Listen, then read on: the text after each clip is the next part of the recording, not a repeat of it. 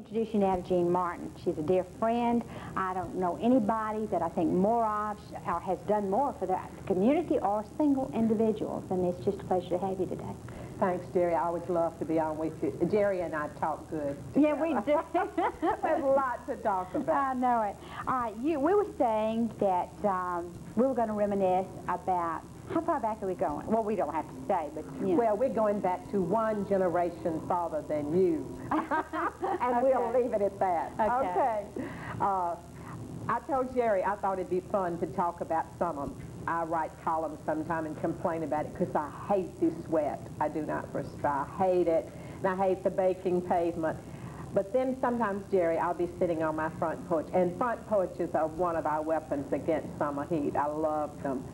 And the way the light will shift, the way the leaves will flutter, sound will take me back to summers when I was a little girl growing up in Selma. Pure nostalgia, but it was a wonderful, wonderful time to grow up. One of the things I remember best, Geri, is waking up early, early on a summer morning, and I was always an early riser, to the sound of a mule who's clop-clopping down the street. What would a mule be doing? Mules pulled wagons of produce brought in from the farms. We didn't have these little corner markets that we have in Selma now. We didn't have supermarkets. We had neighborhood grocery stores, and our mothers would call in an order or go down the street and get what we needed. But the produce was brought in fresh from all the little farms around Selma. And every morning, early, early, the sun would be just up. You'd hear those wagons going down the street. There was almost a chant, the kind you may have heard in New Orleans or Savannah or Charleston. There was a rhythm to it and a music to it, and it would go, fresh blackberries, fresh roast smears, butter beans, let's see, purple whole peas, and it would go on and on with everything they had, and I loved it. And my mother would go running out front with pans, a paper bag to put it in, and we'd have fresh vegetables in the middle of the day. Everybody had their main meal in the middle of the day. We know now that was more helpful anyway. You didn't go to sleep on a full Why did we have it in the middle of the day then? Was it the times or I think it was the times. I think it was a carryover from the way it had always been. In small towns especially, the heads of households came home for dinner. Dinner was in the middle of the day. And our mothers, a lot of times then, had somebody in the kitchen cooking. And okay. They didn't want to stay home. All right, I was thinking about something else about you waking up. Even my generation, we slept under an attic fan, and you kept it quiet, just so low, so there'd be a lot of air coming through. Oh, yes. Now, what was it like? Did you, waking up in the morning, was it steamy? Well, I suppose it was, Geri, but it's so funny, and friends and I, same age, talk about it. It was hot, but we were not conscious of the heat the way I am now. One reason there was no air conditioning. There simply wasn't any air conditioning. I don't think anybody had heard of it or invented it or developed it, whatever they did. We had the oscillating fans. Those are the little small electric fans. That we've gone back to. We've gone back to because of utility cost. We had ceiling fans, which we have gone back to. And later, my father had an attic fan put in about the time, a little later than World War II, so that was not too late. Excuse me, what about the icebox?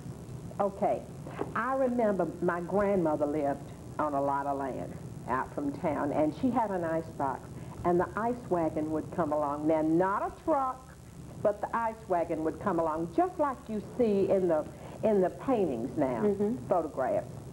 And they would be selling ice. They'd have big signs, 5 cents a block and 25 cents a block. And they would bring it into your kitchen and put it in the ice box, which was tin lined to keep it from melting. And then you would chip off, well, we didn't chip it off because, we might have put the ice pick through our finger. But we'd chip it off to put in drinks. And ice water and iced tea and juices tasted so good. Of course, we didn't have all the carbonated drinks that we have now, and probably all that other was better for you. Really more cooler.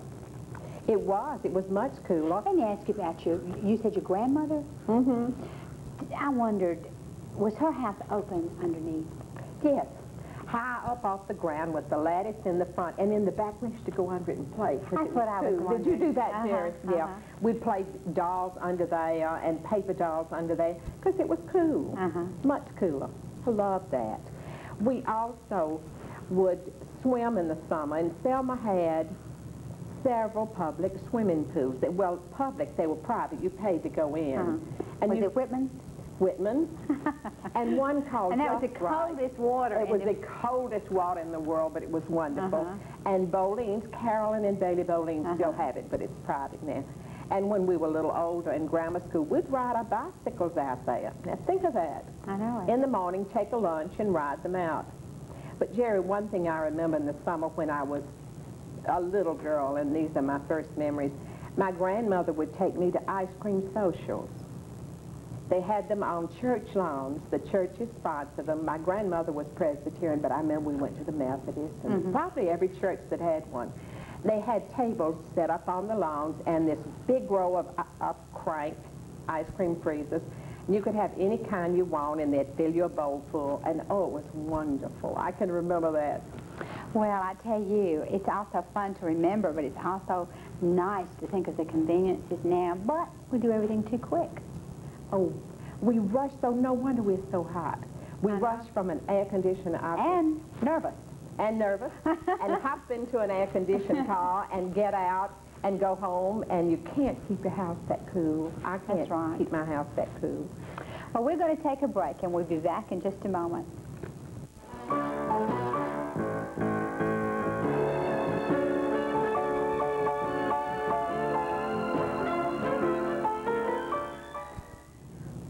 Jean Martin and I have been reminiscing. I just assumed I talked about I loved her and everything else. I didn't tell that she was community editor for the Selma Times Journal, and she's a very good journalist. Okay, let's talk about the ice houses. I'd love to. We mentioned the ice being delivered in trucks people bought, but one of my favorite community trips, I suppose you'd call it now, were the days my father would take me to the ice houses in Selma.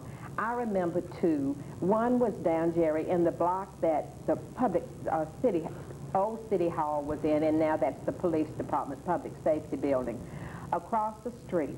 And about that I can remember you could drive in, and there was this wide plank porch. And we'd walk up steps, and the ice would slide out little doors onto that. And one time they took me inside with my daddy and let me see where they were making the ice. It was dark and very cold, and I was fascinated. They also sold watermelons at the ice houses, and you could buy an ice-cold watermelon for probably a quarter or 50 cents. Today they're $3 and $4. Yeah. There was another one across the tracks on Jeff Davis, and I don't know, Franklin, Lawrence, somewhere. Pretty much the same kind, and they also made ice the same way and sold the watermelons. And that used to be one of my favorite things, and right next door to it was a place that sold ice cream, Eskimo pies. Now, why or whose it was, I don't know, but Daddy would let me have an Eskimo pie. What about Sunday afternoons, right after church? What was the tradition? Sunday afternoons, we went to Sunday school and church. Geri, if we didn't go to Sunday school or church, then we couldn't play that afternoon. We couldn't do anything. We walked home from church. Didn't hurt you either, did it? No, did me good. And we always had a big Sunday dinner, no matter how hot it was. By that I mean you had baked ham, or you had roast beef, or you had baked chicken, or fried chicken. You had a huge dinner, and then everybody, when the dishes were cleared away, everybody was so sleepy that the grown folks I know would take a nap, but we didn't. Now, we could not get out in the backyard and dig in the dirt and play the way we did all week, but we could sit in the front porch and swing. We always had a swing, and our friends would come over, and we could play dolls. Then when I was a little bit older and they started having Sunday movies, that was a big event in Selma when they had Sunday movies. Proceeds went to charity. Was that the Walton? The Wilby. Wilby. Well, excuse me, the Academy. Okay. Now, later the Wilby. And my friends and I, we would walk to the picture show, as we called it. And I don't think it ever occurred to anybody that there would ever be a movie on that a family could not see, a child could not go to. Then we also, sometimes my father would take us for a ride. Well, that just sounds wonderful. I've loved reminiscing with you. I feel like I have been back there myself. I have a lot of memories myself. How do you feel about memories? I think God sends them to us. They're blessings. It helps me with my writing, but besides that, if you are feeling down a little bit, a little depressed, because life just sort of nibble away at you, I can sit back sometimes and remember, and I feel really good again that those things happen to me, and nobody can take that away. That's right. And especially, you know, if people are gone, you always have the memories.